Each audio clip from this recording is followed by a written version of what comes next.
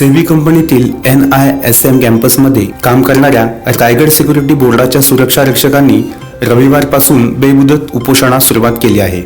उपोषणाला बसलेले सर्व कामगार हे स्थानिक असून व्यवस्थापनाने कोणतीही पूर्वसूचना न देता त्यांना तडकाफडकी कामावरून कमी केले आहे।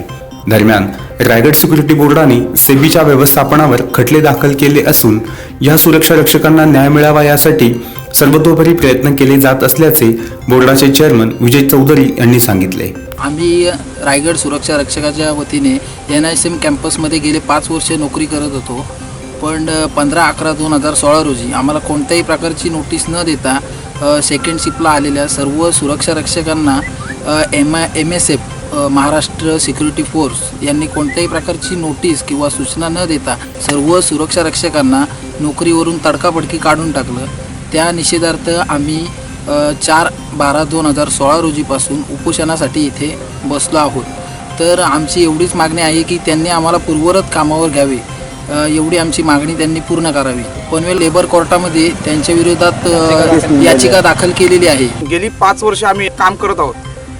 सुरुवातीला आम्ही इथे कुठलीही व्यवस्था म्हणजे लाईट, पाणी, बसण्यासाठी खुर्ची वगैरे, कॅबिन अशी कुठलीही व्यवस्था कंपनीने आम्हाला दिली नाही। तरी पण आम्ही 5 वर्ष गेली इथे सेवा देत होतो, इमानदारीमध्ये ते नोकरी केली आम्ही।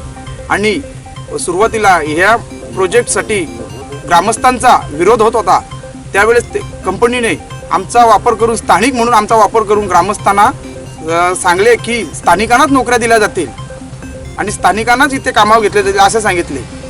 परंतु दिनांक 15 नोव्हेंबर 2016 रोजी आम्हाला कुठलीही नोटीस किंवा कुठलाही पूर्वसूचना न देता दुपारी सेकंडला असताना 4 वाजताना आम्हाला कुठलीही कल्पना न देता आमचे साहेब म्हणजे सिक्युरिटी इंचार्ज NISMचे अगस्ती सर यांनी आम्हाला सांगितले की तुम्हाला आता इथून कमी करण्यात आलेले आहे। सुरक्षा रक्षक मंडळ रायगडचे 22 सुरक्षा रक्षक हे सेबी या संस्थेमध्ये कार्यरत होते आणि त्या संस्थेने ह्या सुरक्षा रक्षकांना काढून तिथं महामंडळाचे नवीन सुरक्षा रक्षक घेतलेले आहेत आणि हे सगळे सुरक्षा रक्षक काढल्यामुळे त्या सेबी या संस्थेने मंडळाला नोटीस देणं आवश्यक होतं। त्यांनी ती नोटीस दिलेली नाही आहे आणि नोटीस न दिल्यामुळे सदर संस्था ही आजही मंडळाकडे रजिस्टर असल्यामुळे त्यांच्यावरती मंडळामार्फत खटले दाखल करण्यात आलेले आहेत आणि या संदर्भात मंडळामध्ये